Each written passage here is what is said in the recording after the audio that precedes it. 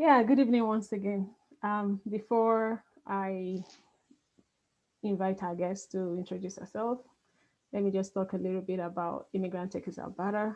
I'm going to be sharing my screen.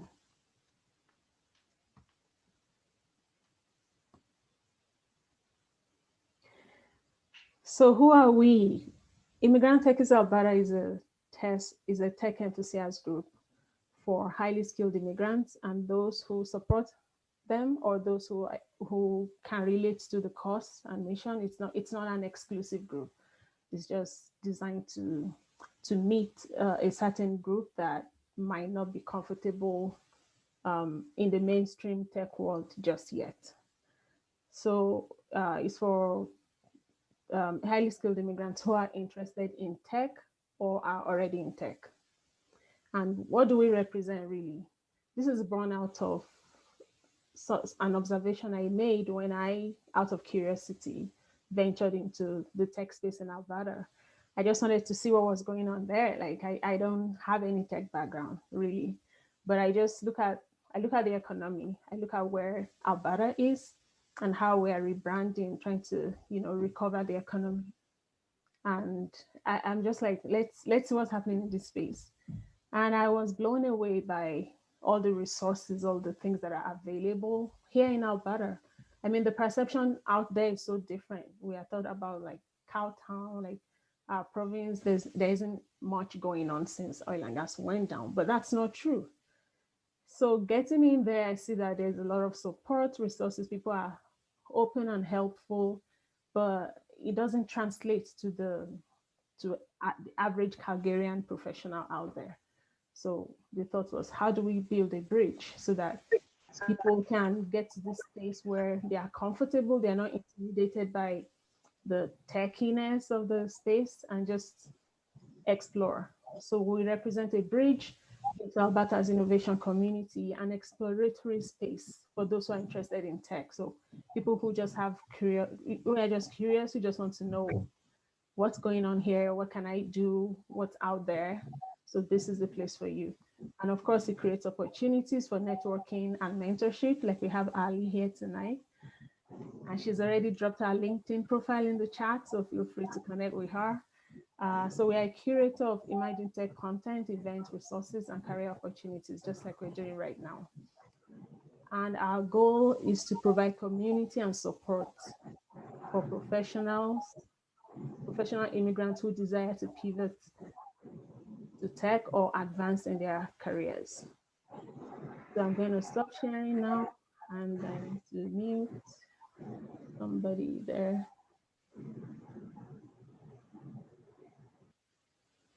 Okay.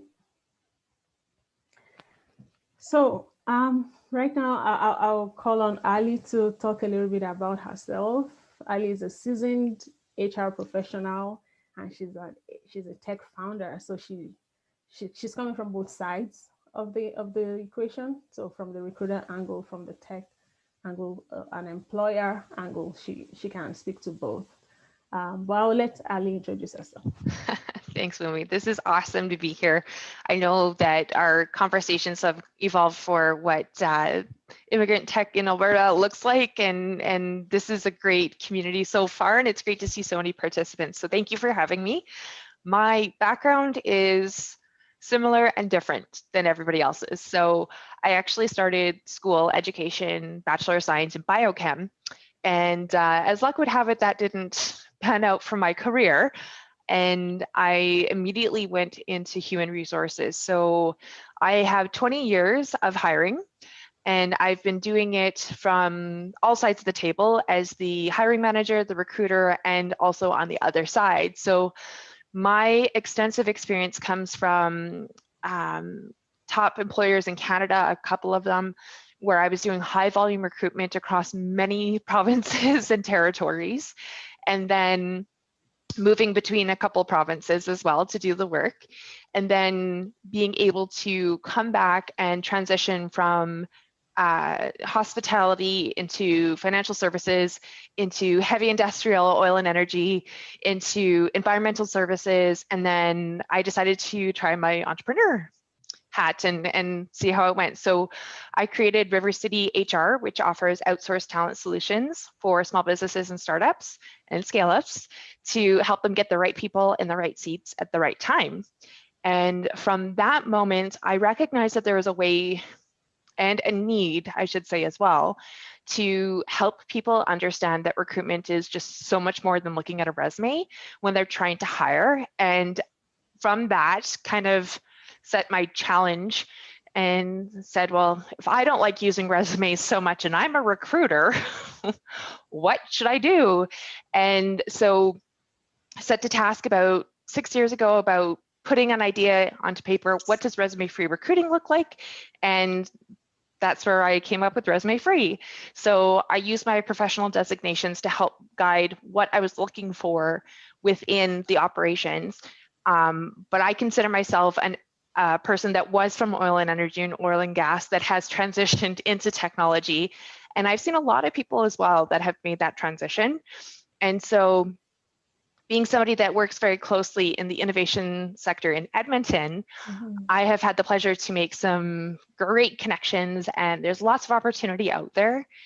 And I think I should probably preface this by saying that there are, on my team, I have a PEng who has an MBA, who has worked in mechanical engineering, and I use him to help me define my systems, my technology background, my platform. And I also have a mergers and acquisition specialist for fracking, who is my operations officer, who helps me define what we need to do from a financial perspective, from a people perspective, and from an operational standpoint. So yes, you can transition, and yes, there is a need for the skill sets. We just need to figure out which ones they are. Wow. So, You've been like, you've touched on almost every industry around here, and that gives you like a very rich perspective to everyone. So something that stood out to me from what you just said, you have people who are professional engineers, who are traditional engineers on your team. So how did you when you were trying to hire that for that role, were you looking for someone with a tech background, or like how important is the background we already have? How important is that in the transition? Do you okay, there's a lot to unpack in that one sentence. Yeah, like, you know, a lot people feel maybe it's no longer relevant. I've been a project manager for 20 years. Now I want to be a data analyst. Does that still count, and how, if it does? Yes, absolutely, I would say. And so to go back to the original question about like, what was I looking for when I was hiring a chief technology officer? So I wanted somebody that could understand project-based work. So everything in oil and gas is project-based. Anything that could see from a project management perspective of, planning, the strategy around it, resource building, and then execution and following up on the reports and everything like that. And so it wasn't necessarily that I was looking for a specific skill set, but I was looking for somebody that had a little bit of this and a little bit of that and a little bit over here. And as luck turned out, I was able to have Vince Walden join my team. And so for those of you that don't know him, he was actually the human resources director for BioWare back in the day. So not only did I get somebody that had come from another tech startup in Edmonton, but he already had that technical background. And his knowledge behind process flow was absolutely crucial for getting us going from the get-go. And so from that perspective, I would say, if people think that they don't have the background because they've always been in project management and then they want to go into database or a data analyst, there's tons and tons of roles out there. And to be quite honest, there's a couple of roles that are very, depending on who you ask, they have a different definition. And so some of those roles will be like product manager. It's a crucial role in the organization, but we're not sure what specific skill set we would need. And so depending on what type of technology it is it innovation? Is it something that's clean tech? Do you need to have somebody that understands the environmental side of things, or from an environmental science background? Or do we need to understand like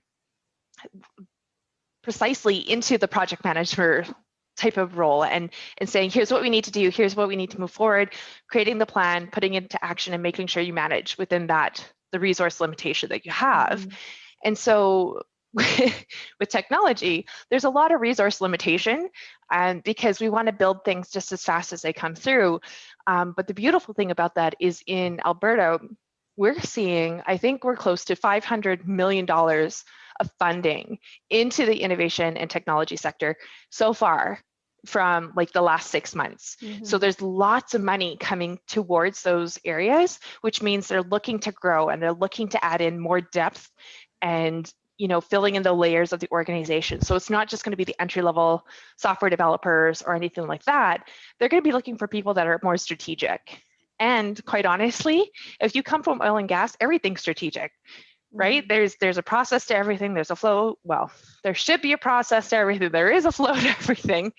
And the best thing about it is when you have data analytics, like you're just taking and consuming and condensing thousands and millions of pieces of data points into consumable information. And so the only thing with technology is they do it in a much faster version than what oil and gas would be. So it's not about thinking about like, oh, my skill set isn't going to work. It's transitioning the thought process or the mindset to how can my skill set give them an advantage? And that's crucial. So as a recruiter, if you're trying to fill a tech role, and yeah, the applicant is clearly trying to transition, what do you look out for? How can a transitioning applicant sell themselves convincingly to a recruiter and to a potential employer? So the best thing I would say to do is do your research on the company and see what projects they have on the go. So the ones that are growing and are hiring are most likely going to say, here's our accomplishments that we've had. And so take a look at what they're proud of. And usually they'll put in little pieces or nuggets of information about the type of work that they're doing, the type of work that they want to be doing, where their future projects might lie.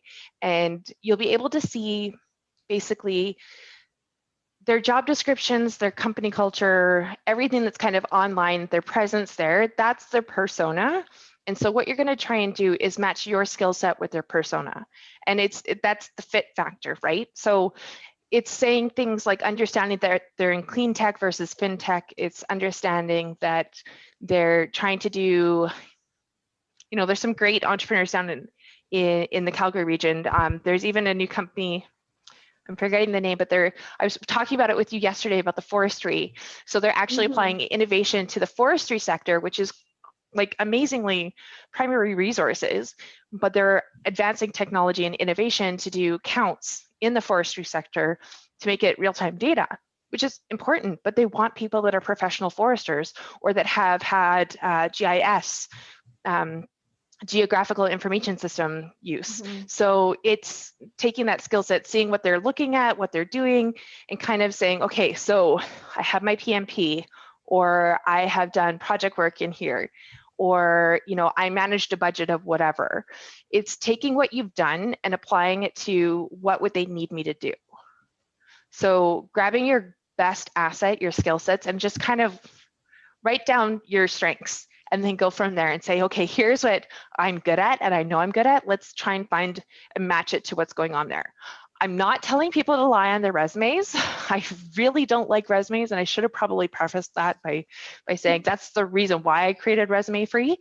But when you change, like your cover letter should explain that you are looking to get into the industry and that you're ingraining yourself in the networks and you're seeking out the innovation sector and you're interested in what they're doing as a company, and speak to those values, because that's actually going to resonate more with the recruiter or the hiring manager than just I have this experience, you should hire me. Selfishly, you need to be talking about them a little bit. So that's best captured in the cover letter, not in the resume. I know you hate resume, but going back what we still have, what most of us use still. So it's easier to capture that in the cover letter, to actually explain, I'm making this transition. This is my background, what I've done to prepare myself, right? Because I just imagine it's a struggle to know how to to actually capture that in your application, that Mhm. I'm new in this space, but this is what I've done that is relevant, right? And so the other thing I would suggest that in your resume, if you're using a lot of acronyms for your industry, please know that we don't know all the acronyms for every single industry. And what you might think is an acronym that's well known is probably not. And recruiters are not necessarily experts in their field that they're hiring for. They're experts in recruitment. And so you have to factor that in. Like, tell me like I'm in third grade, what you've done. Hmm.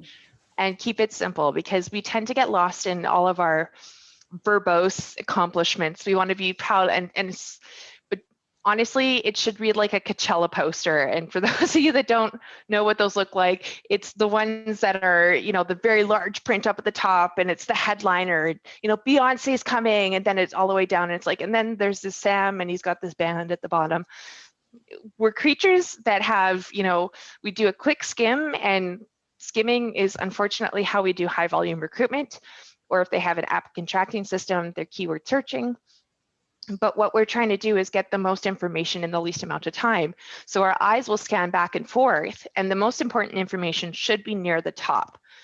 And quite honestly, your name is important, but it's not telling me about who you are, right?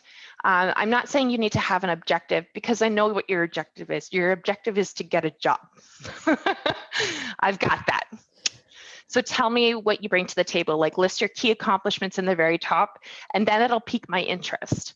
And then you can go down into your chronological or, a functional resume for however you fit it. But quite honestly, you have to remember that recruiters are seeing hundreds, if not thousands, of applications for every role. We just don't have the time to interpret or try and figure out how we can apply the skill set. You have to tell us how you fit. Again, tell me like I'm in third grade. Wow. I'm just gonna ask. So Sure. why do recruiters ghost people? Ooh, okay. So I did a presentation a few years ago where I said that recruiters were the ones that invented ghosting, because you send them all of your information, you think it's a great relationship, and then they're gone. So the true reason why they don't do it is that there's so much going on. They cannot keep track. And quite honestly, when you don't hear anything, it's a no.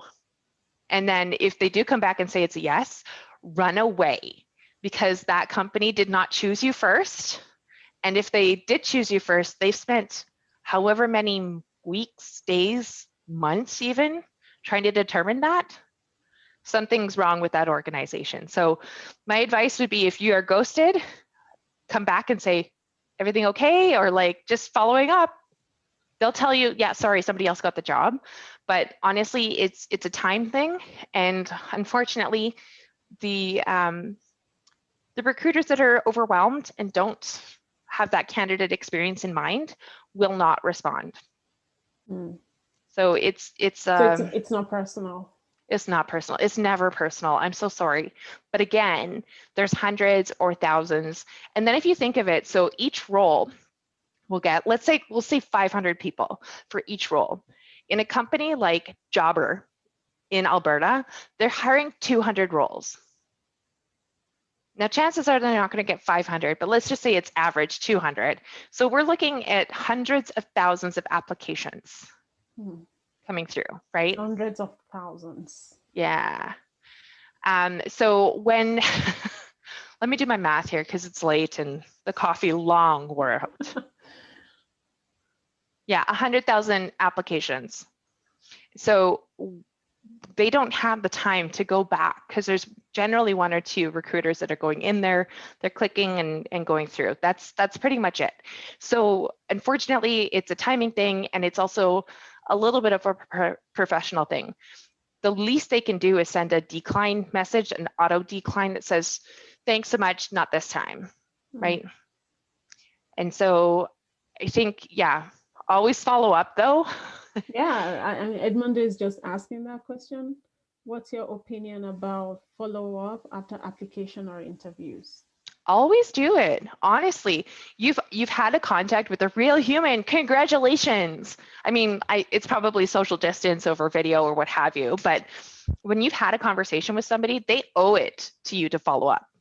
That is just gold standard. And I also like that you are a fellow CPHR. High five. Always follow up with whomever interviewed you, or after the phone call, after the interview, even if it's what timeline should I expect for conclusion of this recruitment campaign. Generally, when people go back and say like, oh, I thought I was really good for the role, like, why didn't you choose me? I kind of go, man, I'm still doing all these interviews. Could you just I'm not meaning like man or woman or whatever. I mean, oh man, like I'm still doing all these interviews. I still have to go through it. And so for me, it's usually just coming back and saying touch points. It's about keeping the relationship warm, if you will. Mm. But yeah, ghosting from recruiters, not good. And there's also, I think I've read, I can't remember where I got this information, that some recruiters just, they call you, they look at your profile and they just call you, pretend like they have a job for you just because they want to have a feel for what the market is. And that sounds very unethical if it's true. Is that true though? That's highly suspicious, but I would say that would be more of, so there's different types of recruiters, and I think this might be a good opportunity to do that. Mm-hmm. I saw Edmundo had a question, like how many times before moving on? I don't know. If you don't have a no, then it's still potentially a yes. But keep applying, like you have things in the works. Like don't stop your search because you're waiting for somebody to come back and say yes. So I would say poke the bear. Honestly, if you're not getting anything, that's just rude. You need to respond. But if you're on your 10th or 20th, like they're not going to come back, unfortunately, which is, I'm sorry. On behalf of my profession, I'm sorry. So different types of recruiters. There is the corporate recruiter. The person that sits on the phone, their job is to basically siphon through all of the CVs or resumes that come in, send the short list to the hiring manager. The hiring manager does the interviews either with or without that recruiter at the second time. The hiring manager makes a decision. The recruiter coordinates the attack, if you will. That person is a staff of the company. They're staff, they're employed by the company, they're on their benefits. They're there to be the first point of contact and to be that client ambassador. So they are, and this is why ghosting is such a bad thing to me, is because they are the first point of contact for everybody. And if they're not going to be an employee, they could potentially be a customer. So that just blows my mind that people don't follow up with people. Anyway, recruiters should always follow up. So corporate recruiters are not going to be the ones calling you to be like, hey, I potentially have a job. If you were to have this, how much money would you be asking for? They're not going to do that. They don't have time. I'm sorry, but they're not going to be making those phone calls. There are the staffing agencies, which are basically like Adecco or Robert Half or trying to think the other big ones, ExecuTrade.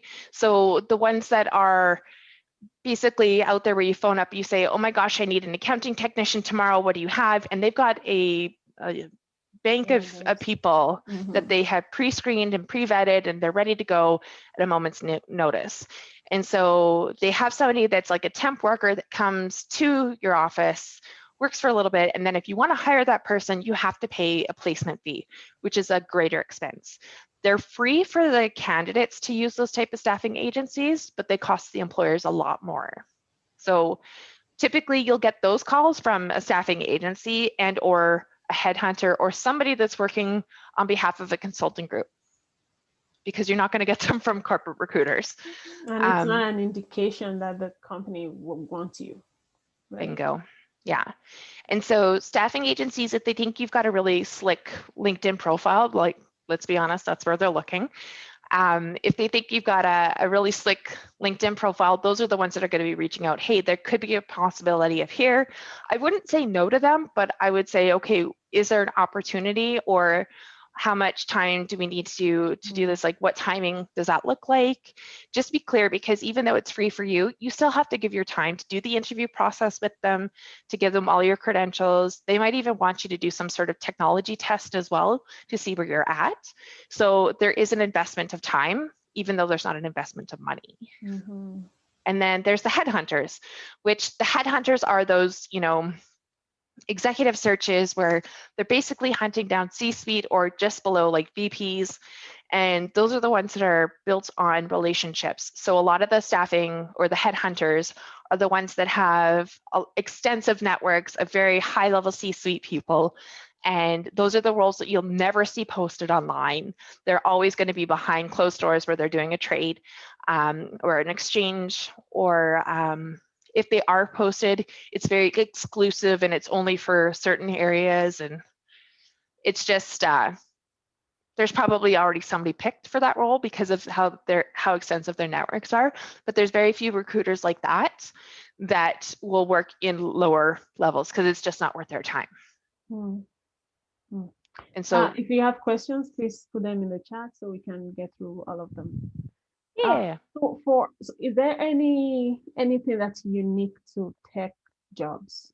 I mean, you recruit for all kinds of jobs, but when it comes to the tech space, what should people know? People who are trying to pivot to tech, what are the peculiarities around applying for jobs in tech? They're more innovative. So they're coming up with different solutions to actually do those hiring pieces. So the first thing I would say is they're probably going to get you to do some sort of like panel interview and or group interview with maybe some peers. I know one company in particular asks their team, so it's a development company, so they have their software developers go through a technical quiz, and then they have the team peer mark. So it would be like, hey, would you have this person that has this experience come in to work with you? And it's either yes or no. And then they move on to the next stage. So there's probably going to be multiple stages to go into tech. So that's one thing to be aware of, is they may test your knowledge on something. The second thing to be aware of is, when I say unique, there's lots of interesting things coming through, like send us a video, send us a 90-second video of who you are. We want to get to know more about you, because they're understanding that fit today is more important than what your resume says. And so with some of the technical pieces, I know they will say things like, how comfortable are you with this coding language? Or have you ever worked with this platform before? Or what software have you used? And so you really need to dig down into your inventory or your suitcase of skills and say, oh yeah, I have worked with that before. I would just need to have a refresher course to bring that back up. And so, for example, this kind of shows my age. So I would put on, when I went to go work at the bank, I put that I had Lotus Notes. Anybody else remember Lotus Notes? So it was pre-Excel. And so I put that I knew how to use Lotus Notes because I did. That's the software that I used when I was in hospitality. And that was one of the things that they were like, wow, that's important, because it shows that she has the ability to learn new things, because this is not a widely known software piece. So it was rather interesting for sure. But yeah, I think one of the things that you want to do is to make sure that you can highlight how your skill set may differ from other people's, because you actually have depth and breadth in different industries and different companies, and let's be honest, different countries. Because if you've got experience in different countries, that's a total different ballgame, especially for a lot of these tech companies that are going global very fast. Like ResumeFree, we're in 5 different countries already. And so having people that know of these different backgrounds and the different, nuances, like, for example, we have a contract over in Nigeria. And so when I was talking with that client, she approached me and I was like, great, yeah, yes, we can service you. And so I started to dig a little deeper. What do you need? And I learned that in Nigeria, they have monthly salaries and not hourly or annually, like we do in Canada. And so on our system now, we have hourly, monthly, and annually, because we wanted to make sure that we could accommodate what our clients were asking for. So having the diversity of experience and the diversity of thought is hugely important in these like fast global reaching companies. So make sure you highlight that for sure. So it's not a minus, it's a huge plus. Huge plus. Huge plus. The world is global now, whether we want to believe it or not. And because, you know, the only thing that separates us is time zones. That's it, right? Right. I mean, I imagine all the meetings, all the tech meetings I was able to attend last year, because everything was online, things I wouldn't even dream of, you know, if one good thing about the pandemic. Exactly. Yeah. Chisholm is asking here, how tech do you have to go when a recruiter is calling you for that preliminary screening? You know, like you mentioned, they are not necessarily specialists in tech, right? So if they are interviewing you for a software development job, for example, how much detailed do you need to be? So I'll give you an example of what I used to do so that people have a better understanding. So when I was doing a lot of the on the ground field work for River City as the principal consultant there, I worked with a company that was in energy efficiency. So brand new area for a lot of people. And for me, especially because I had never worked with energy efficiency, didn't understand it. And so I would go into the job descriptions and say, okay, what are we looking for? And from there, I would come up with questions, and I ran the pre-screen questions through their management team to be like, are we looking for this? Is this how I say that? And so I immediately found out about LEED and BOMA and energy envelopes and understanding, you know, the CEM as a certified energy manager designation. And so I had to learn that information.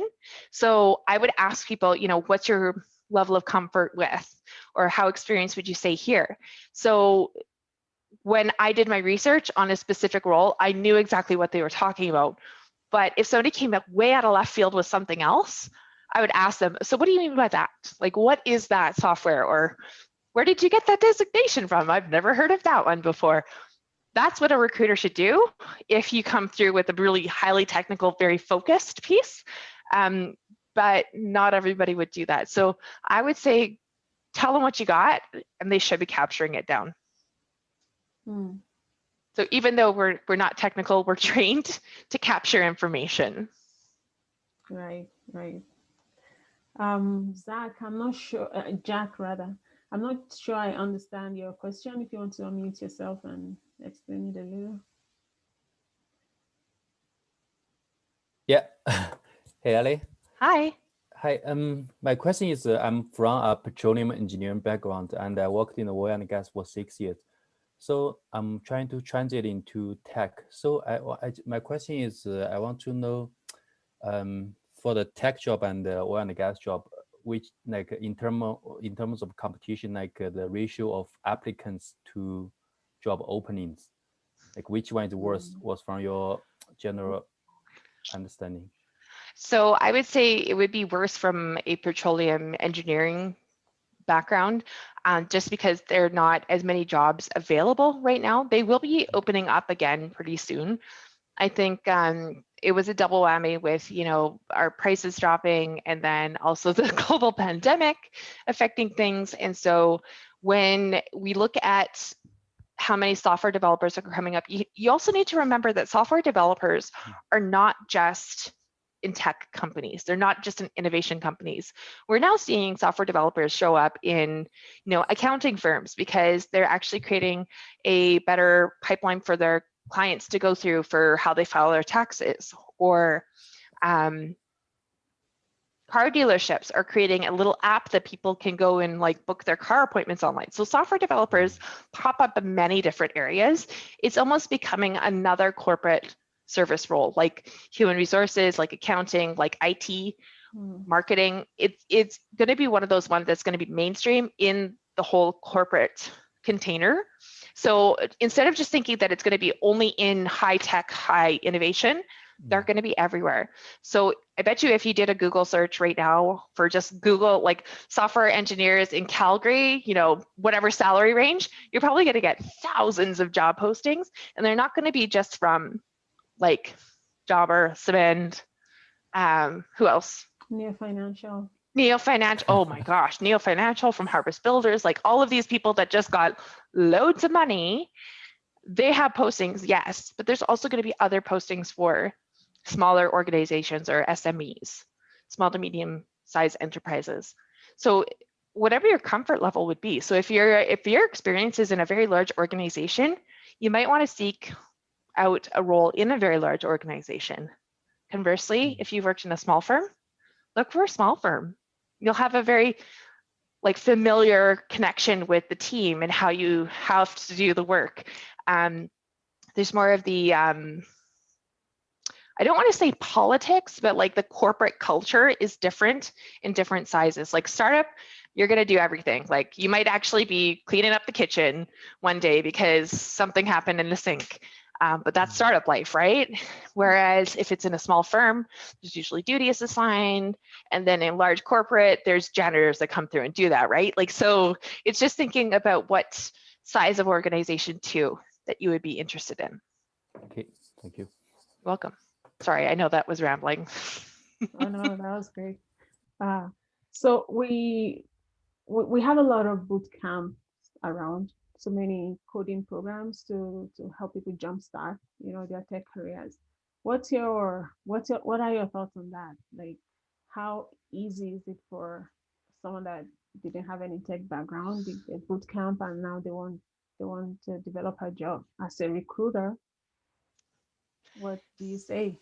Well, I say there's some of them that have a little bit more barrier to entry than others.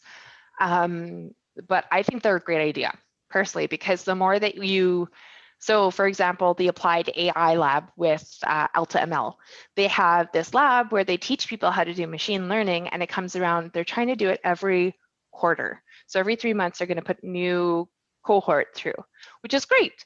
But what they're looking for is people that have some sort of specific background in technology. So it's almost like you need to get some more training to get past that first hurdle. So that's one barrier to the entry in the program. The other thing with that particular program is that they're looking for people in Calgary. So I'm assuming that most of the folks here are from Calgary. If not, they want to make sure that they get them they call them interns, but they're not really interns. The interns to the Applied AI program in Calgary before it starts, because they don't want to have to relocate people. That's a huge expense. So what they're doing is great, but they're still asking people to have a little bit of a tech background. Now, there's another program that's put on, I think it's by Manpower, which is a big staffing firm in Alberta.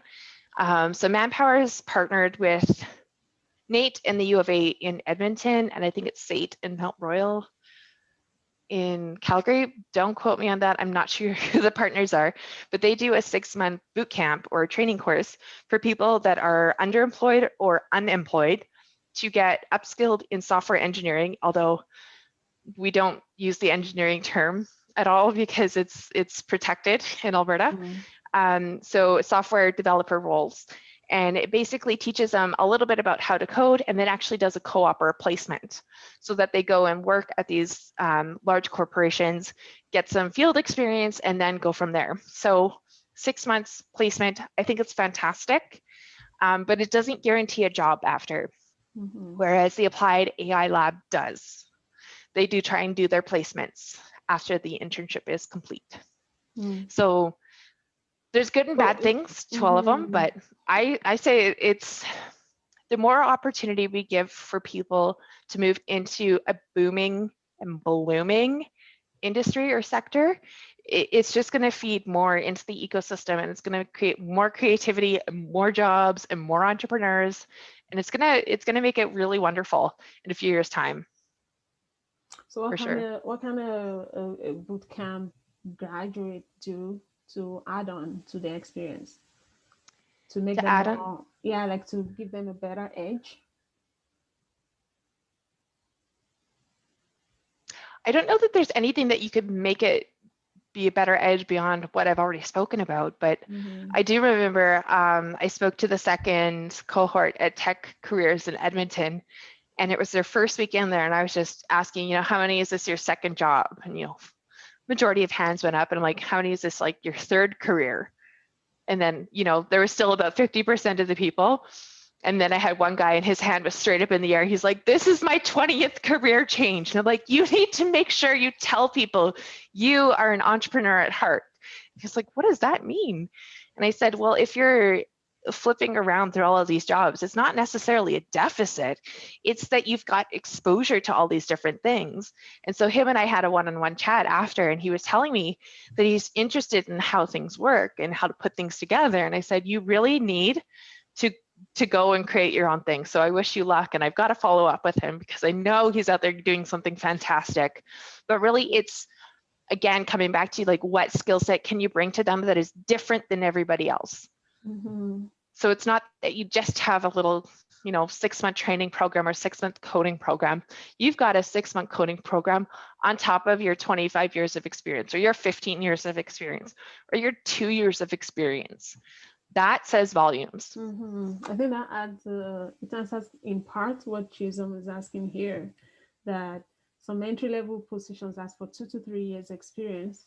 So how do you, if you're just pivoting, how do you account for that? Can you add the time you actually spent attending boot camp to your experience? Boot camp, volunteer experience, any type of community outreach.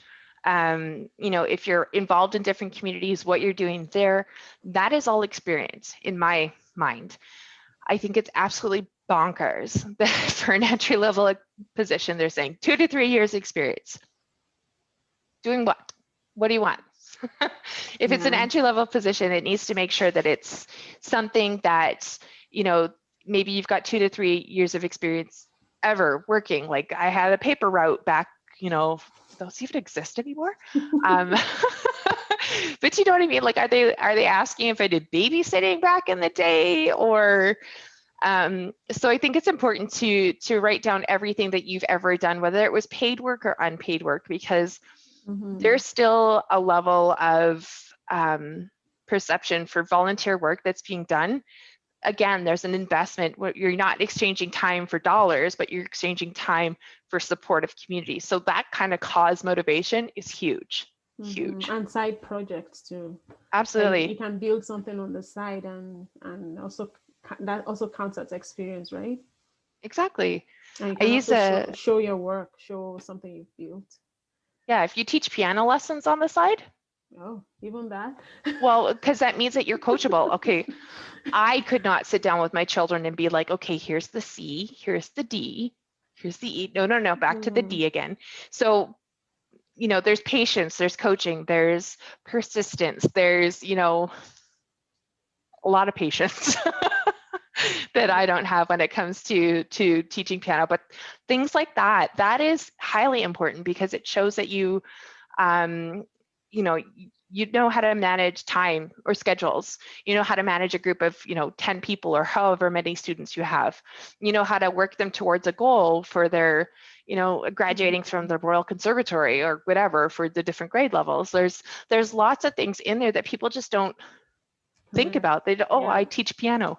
No, you teach piano, and look at how many students you've put to grade 10 practicum and grade 5 theory. That's impressive. And are they still playing piano today? Amazing. Right? So there's lots of things that you can think about that kind of, it's about shifting your mindset from I'm only to look what I bring, right? I bring all of this experience for you. You're lucky. You're lucky to have me. Right. I just hate that 2 to 3 years experience. Sorry. Yeah. I mean, that's what happens when it's the employer's market, right? They get it to choose, to pick and choose. So what are the most important transferable skills from engineering to tech? I would have to say, from say mechanical engineering to software development. So mechanical engineering, you understand that there is like a flow to everything. There's a right and a wrong way for things to be put together. The same thing happens with technology and for software developer. It's in the minutia as well. So as a mechanical engineer, I'm going to say that you probably took some sort of oath to have your work checked, triple checked, and made sure that it was proper and approved so that, you know, nothing ill would happen after design went out and production happened. So the same type of methodology can be applied to software development because it is about how to connect things, although they're not tangible, but like still using drafting and planning and plotting, if you will, doing iterations, doing ideations, kind of going through the scientific method of test, retest, evaluate, test again. Like, there's a lot of scientific process that is applied to technology, like innovation sector, to software development. There's a lot of coding that exists as well. I am not a coder. I am a non-tech founder, so I pay other people to do that. There's lots of folks like me out there that just don't have it, but have a great idea. So if you're somebody that can condense a lot of, you know, wild ideas and put it down and say, I think this is what you're looking for. I've mapped out, here's what it's going to look like. Here's what the timing can look like. That is key for people that are spending hundreds of thousands of dollars, maybe even millions of dollars on crafting a prestigious product that's going to go global. And so they need to know about nuances that they're not thinking of. And that's where methodology and scientific process comes into play. If you don't get fed up testing and retesting, iterating and evaluating, then it's perfect. It's very transferable, right? Yeah, I believe you already answered Edmundo's question. Chuka is asking how, like, can you be too old for entry level? The diversity and equity person in me says, no, you're never too old. You can go back to school. You could go back to work. You could do whatever you want. But I think that there's the greater answer, the more common answer would be, they might take into consideration how many years of experience you have in other areas. So I think you'd be, to go into an entry level position, you would have to explain why with many years, because what happens is from our end, when we see, like, we see a resume, we go, oh, wow, he's got 18 years of experience here. They go, oh, he's gonna want a job right away. Talk about your past, talk about how you're willing to learn here. You want to understand, you know, the nuances of the work. You want to grow on a team. You want to build a project, and then looking to grow within a company. And say that, because recruiters are fighting, and everybody's fighting 174 cognitive biases every day. And so when we're looking at thousands of applications, when we see information like that we're not able to, like, why is this person applying for an entry-level position when they've got 20 years of experience? If we don't have any information that's given to us, we make assumptions. Don't let me make an assumption. That would be the failure when it comes to the application. So I would say put your intention and write down exactly what you're looking for, but don't be like, I want to be CEO in 5 years. Good luck.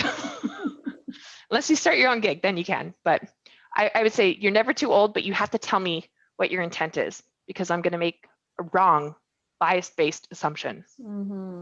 And one of those is that, can I afford this person?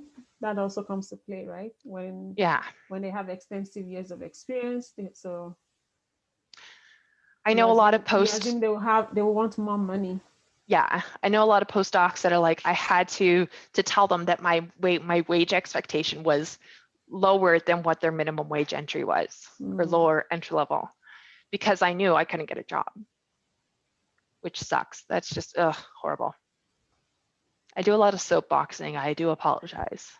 I am a recruiter by trade. I'm a registered professional recruiter, and I absolutely am appalled at how we do recruitment. So that's why I'm trying to change it. And I mean, it's important to also mention that a recruiter's loyalty is not to the applicant. I mean, it's a hard truth, but it's good to know that. Can you speak a little to that? The dirty truth is that candidates are the supply. So whenever you're applying for a job or you're a candidate, you are the goods to be reviewed, processed, and move forward. So rather than us choosing the ripest apple, we need somebody to tell me, hey, I'm the ripest apple. You should tell, like, buy me, buy me. And so unfortunately, every recruiter is motivated by the employer, the one that's paying them. So always have to think, if I'm not getting paid for this transaction, or if I'm not paying for this transaction, who is? And then who's benefiting from that payment? And 100% of the time, it's usually going to be the recruiter that gets the money. And so I don't know if I should say this, but the salaries are kind of obtuse when it comes to the staffing agencies and the headhunters. Headhunters, I can absolutely agree with because they do amazing work in their networks, but people shouldn't be a commodity from a staffing agency perspective. That's my own personal opinion. You can take it or leave it. But I think that from an understanding of where you stand in the relationship, the good recruiters will always set out to make you feel warm and accepted into the process. And when it's a no, they'll also let you down, but say, sorry, let's talk in 6 months' time if they really enjoyed the conversation. The other thing too, I would say, is we have what's called silver medalists. And so, yeah, so gold medalists are the ones that get the job. Silver medalists would be the ones that we would say, hey, not this job or not this time, but I really like them. And so I'm going to keep contact with them, and maybe, just maybe, we'll have something that comes up. And so I always say to keep contacts of your silver medalists, like the ones that really wowed you, and always connect with them again. I found some of my silver medalist jobs with other companies because I like them so much. I'm like, not this one, but you should go over here. And so, but that's when I was doing my own recruiting for different people, right? So I think one of the things that needs to happen is you may be a commodity in their sense, but also like the ones that are interested will reach out and create those relationships. If you're even bold enough to say like, hey, could you give me some feedback on the interview? Recruiters should be able to give you feedback. Well, this person, they got the job because, or we weren't too sure what you meant by this answer. So take it as a constructive criticism and come back to your interview process and say, okay, I need to change this, this, and this on how I answer because of the feedback. We want to help you get jobs. We just don't have enough jobs to give everybody.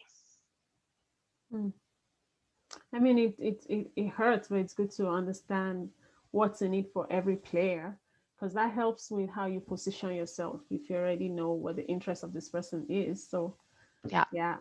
Tell me you're the ripest apple. Okay, let me see if we can answer one more question here. Is there a right or wrong answer to behavioral questions? How do you know if you're on the right track when responding to them? You will know that. Ooh, okay. So behavioral questions like that. Tell me about a time when everything was going wrong. You had the phone ringing, there was a client coming in, and in the back room, stock room, something was exploding. What do you do? Or what did you do? Like when the world was imploding, how did you handle it? Or how did you handle a client complaint? So the wrong way to answer the question would be to tell me in 10 seconds or less. So what we're looking for when it comes to a situational question is a STAR response, which means we're looking for a situation or task, what the achievement was, or like how you worked around it, and what would the result. So the situation, task, I'm thinking I'm getting it right, but I'm not sure, but it is a STAR response. You can look it up. But basically what we're looking for is tell me a story. Tell me the best thing about you. Tell me how you resolved a problem. But give me like, yes, thank you. Situation, task, action, response. OVO, thank you for the win.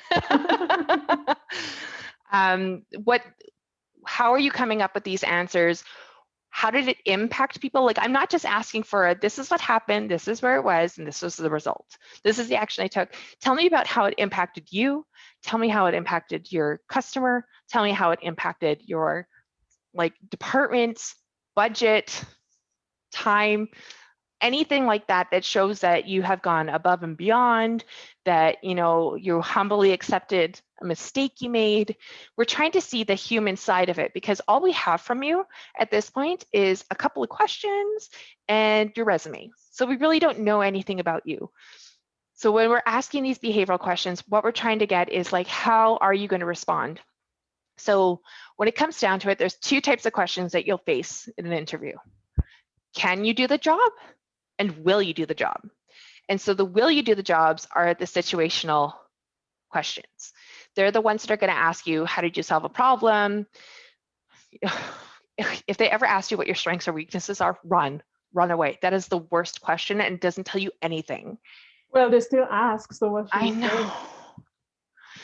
So always say what you love to do, and then I've been told, tell your weakness as a strength, like because I'm always on time, or because I'm always early, I find that I'm able to do stuff that gets me on track for, maybe I'm off track for the other projects I'm working on. Ha ha ha ha ha. Or because I work on so many projects, I find that I'm staying late all the time. So I would say that's my weakness. Ugh. Anyway, so tell me about yourself is basically. Answers for that? No honest answer to that Well, question? I don't understand what they're trying to come up with that question. Really, the questions should revolve around what the job is all about. How can you do the job? Who are you as a person? What skill set do you bring to the job? How do you interact with people? Like a strengths or weakness, you can absolutely lie about that, and there's no bearing on whether or not that's job performance. If it's not a bona fide occupational job requirement about your strengths or weaknesses, why are you asking that question? Again, I digress.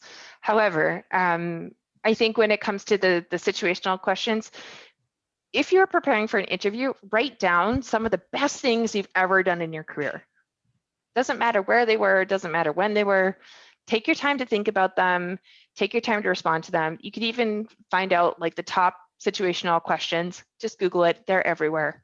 But it's more about finding out how you react to things, what emotions you go through, the impact it has, how you felt. Like, was it a good experience? Was it a bad experience? What did you learn from it? Those types of things. We're not necessarily asking, did you ever come across this? And if you haven't been in that particular situation, because sometimes they have wild, crazy questions, just say, this is how I would respond.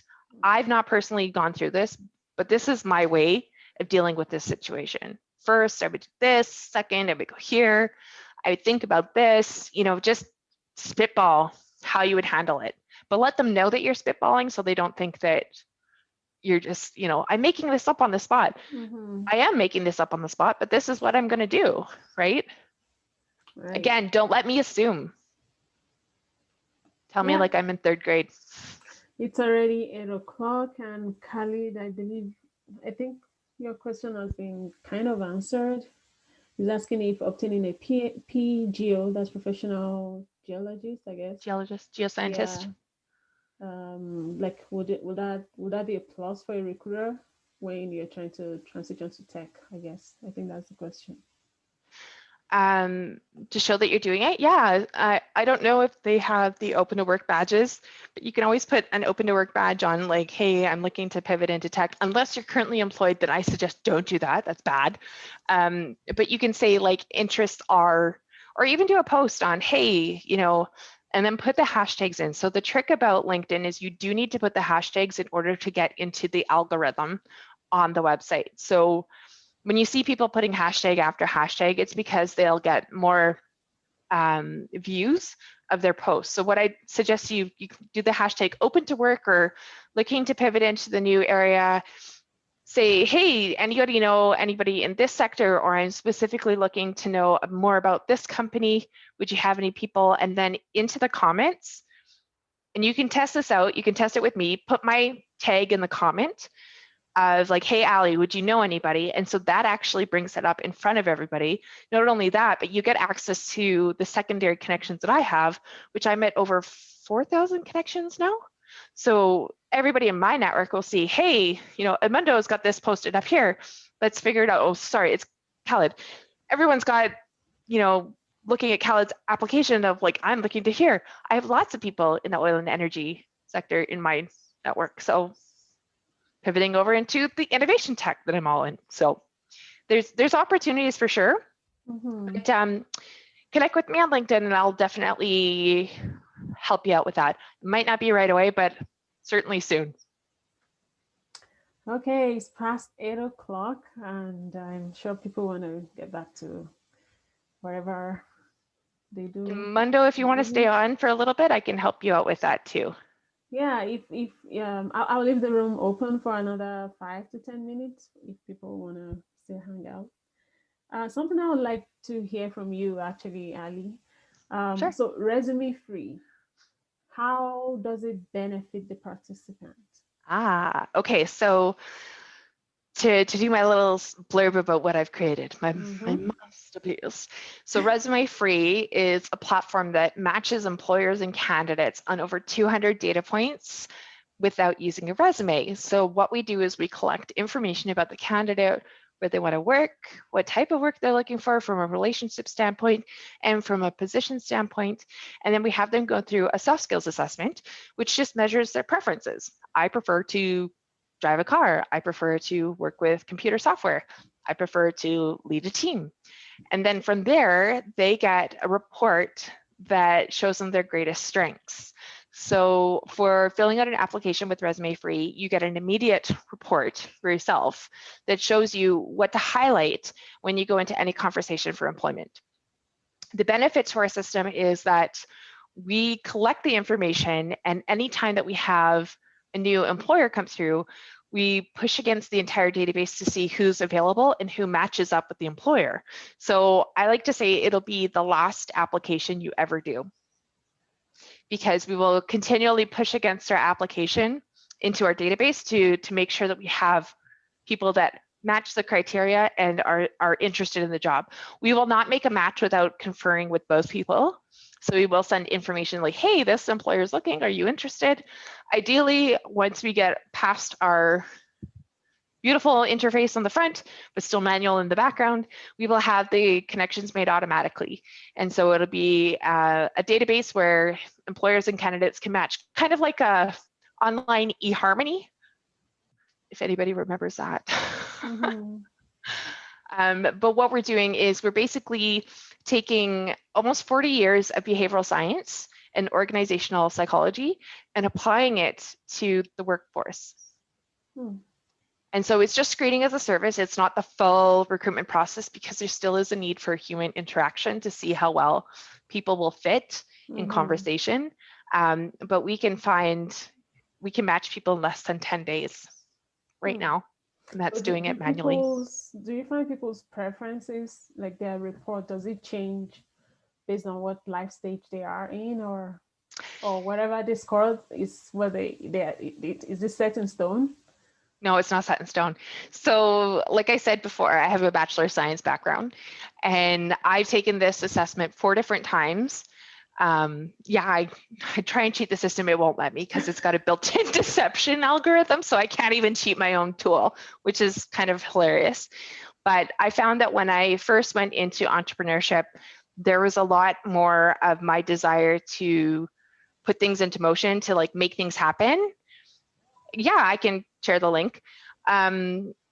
So when I go now into doing it, my most recent one, I've actually shown up higher as an organizational psychologist as I have as a recruiter. And to that blows me away, because I've been doing recruitment in May, it'll be 20 years. And so I'm looking at this and thinking, how have I switched so much? But it's because I'm finding out the intricacies of a different departmental work, and I'm working with large employers and small employers, and how the impact of what different traits are and how they work together and how complementary they need to be. And so I'm just on this fascinating path applying some of my schoolwork to my profession now, which is amazing. But yeah, any life changes, any education, it's all about your preferences. So if you start to do things that you love to do and they're different, it'll change. I can actually tell if somebody's gone. I found out somebody did nursing before they went into, I think she was a realtor. She's like, that's hilarious. I'm like, it shows, because that's what you went to school for. Right. So I've just, there's a link if anybody wants to take a look. And I'd love your feedback on the process. Thank you so much for tonight, Allie. Thanks for pleasure for spending this past hour with us, and thanks everyone for showing up. Oh, I actually forgot something. What's that? A poll I wanted to do. Oh no. Well, I guess we could post on LinkedIn. Yeah, for sure. So for our next event, we'll be having Chris Hans, and he's going to be talking about Internet of Things and how it impacts different kinds of industries. So the poll I wanted to do, if you can still put it in the chat for me, I would appreciate. Is there any industry in particular that you want to learn more about Internet of Things for? So construction, healthcare, agricultural tech, or if there's any particular industry you want to know how IoT affects them, please type it in the chat for me. I was going to make a poll for that. Okay, thank you, everyone. I'm going to stop the recording now. If you want to hang around for maybe 5 more minutes before I close the room, you're welcome to do so.